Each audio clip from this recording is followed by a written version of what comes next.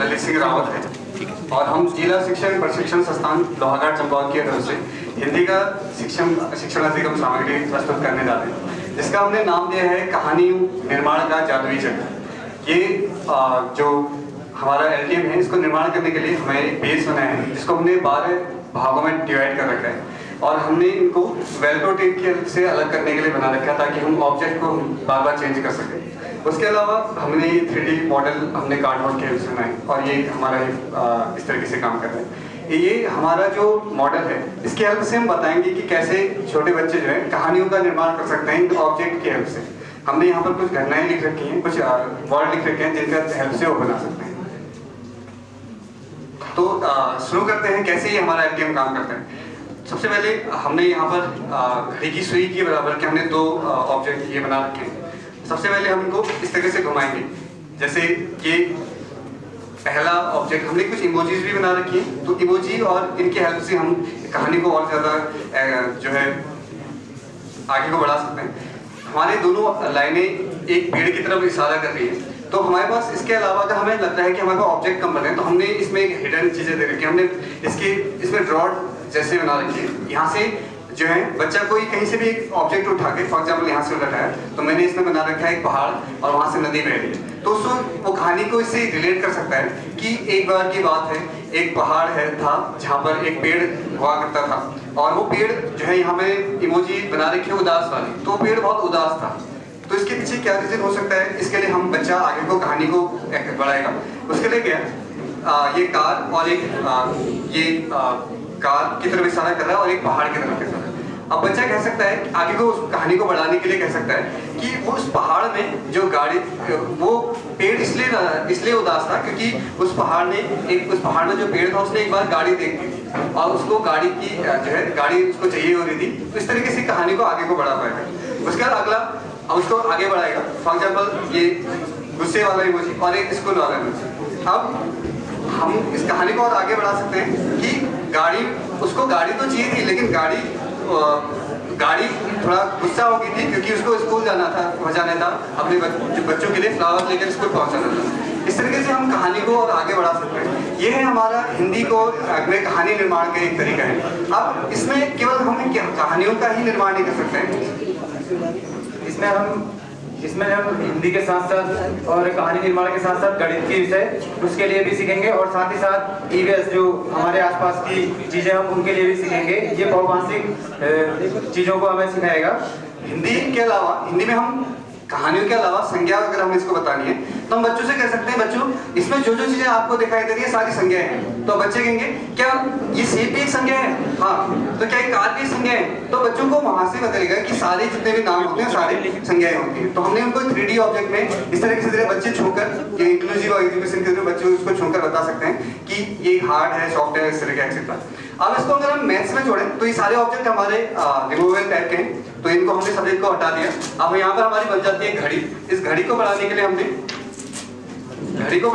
बच्चों को बताएंगे कि हमने रोमन काउंटिंग लिखी है, रोमन काउंटिंग का नॉलेज उनको हम दे पाएंगे। अब हम घड़ी से हमको बताएंगे कि अभी कितना बजा, कितना टाइम हो रखा है। इसके अलावा घड़ी देखते समय में एक और बात हमें बच्चों को सिखा सकते हैं कि क्या 2 सुइयां जब होती हैं उनके बीच में एंगल कितना बनता है। तो हमने यहाँ पर इसको एंगल में डिवाइड कर रखा है। फॉर एग्जाम्पल यहाँ पर है 12 बज रहे हैं, तो अगर हम बच्चे से कहेंगे 12:05, तो बच्चे कहेगा उनके बीच में कितने डिग्री का एंगल बनता है, 30 डिग्री का एंगल बनता है। तो मैथ्स को भी उतना ही ये इसका यूज किया जा रहा है, अगर हम जितना हम इसका जो है हिंदी में यूज कर रहे हैं। अगर हम इसको इलेबोरेट करें, EVS में हम जो ये ऑब्जेक्ट हैं सब बच्चा बता सकता है कि इनमें से कौन कौन से लिविंग ऑब्जेक्ट हैं, कौन कौन से नॉन लिविंग हैं, कितने मैन मेड होते हैं हमारे अराउंड और कितने जो है ये जो है नेचुरली बने होते हैं। अगर हम इसको और दिखाएं तो हमने यहाँ फ्लैग्स वगैरह बना रखे हैं। प्राइमरी नर्सरी क्लास के बच्चे या फिर उनको अगर हम बता सकते हैं, ये जो हमारा बोर्ड है इसमें हमने इसको डिवाइड कर रखा है। कलर के हेल्प से हम बच्चे को बता सकते हैं कि ये कौन सा कलर है। बच्चे को अगर पढ़ना नहीं आ रहा है कि ये रेड लिखा है या लाल लिखा है, उसको पढ़ना नहीं आ रहा है, तो देखेगा क्या इससे मैच कर रहा है, नहीं इससे मैच कर रहा है। तो ऐसे करते हैं वो जैसे यहाँ मैच करेगा तो यहाँ पर हमने उसके लिए अटकाने के लिए बना रखा है, तो यहाँ से उसको रंगों की पहचान हो सकती है। तो इस तरीके से हमने इसको सभी सब्जेक्ट से रिलेटेड उतना ही इफेक्टिव है जितना हिंदी पढ़ाने में। Thank you. एक बात बताइए, आपने इसमें लिखा कि आपने वैसे भी बताया अभी कि हम इसको त्रिविमी आकृतियों का ज्ञान भी दे सकते हैं। Yes sir. ठीक है। Yes sir. तो बच्चों को आपने त्रिविमी और द्विविमी आकृति के बारे में पहले से कैसे जानकारी देंगे उनको, वो कैसे डिफरेंस करेंगे उनमें, आप बच्चों कैसे डिफरेंस कर पाएंगे वहाँ पर कि एक त्रिविमी आकृति या द्विविमी आकृति नहीं है?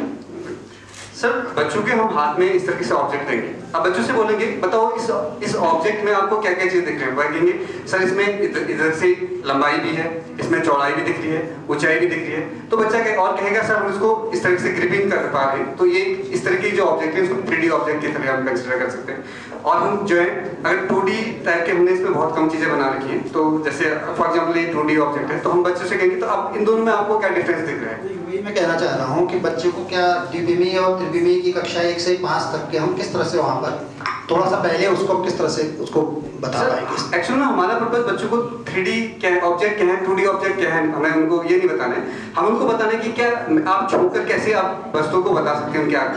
ठीक।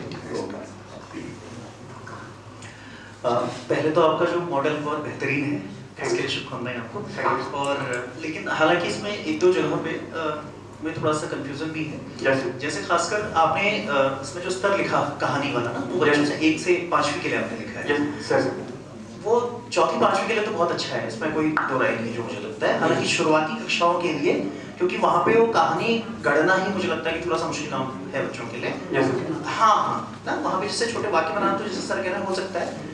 और दूसरा आपने जो एक वो घड़ी वाला बताया ना, वो कंसेप्ट तो ठीक है, लेकिन अब आप कक्षा 2 या 3 के इवन 4वीं 5वीं के बच्चों को भी जो आपने कहा कि 2 सुइयां अगर होगी तो हम बता देंगे कि 30 डिग्री का एंगल है, वो मुझे थोड़ा सा एक्सग्रेडेड चीज लगती है।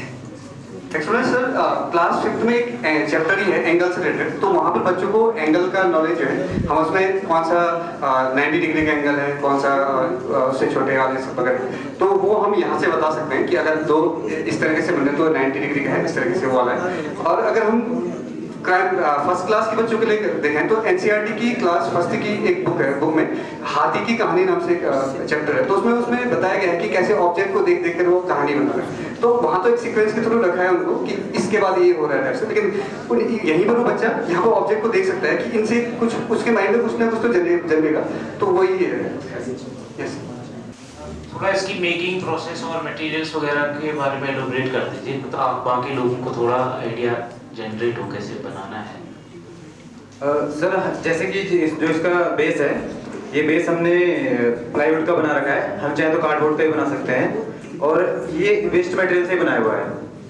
और जो इसकी लगभग ज़्यादातर चीज़ें हमने वेस्ट मटेरियल की बनाई हुई हैं। इसको राउंड शेप में इसलिए बनाया गया है कि जो बच्चे के लिए एक अट्रैक्टिव और घुमाने के लिए जो उसे अच्छा थोड़ा सा इंटैक्ट भी लगे। और इसके अलावा सर अगर हम इसको स्क्वायर के फॉर्म में बनाते हैं तो उसके एज वगैरह बनते हैं, तो बच्चों को उसके लिए थोड़ा खतरा हो सकता था। हमने यहाँ पर एक नट बोल्ट था, तो हमने कहा इससे बचेगा, तो उसके लिए हमने बच्चों के लिए इस तरीके से ट्रायंगल वगैरह बना दिया। तो हमने देखा है कि बच्चों को सेफ्टी का हमने ध्यान में रखा है, और हमने जो एजेस हैं उसको हमने रेगमाल से उसको घिस कर हमने उसको जो है स्मूथ बना रखा है। Thank you.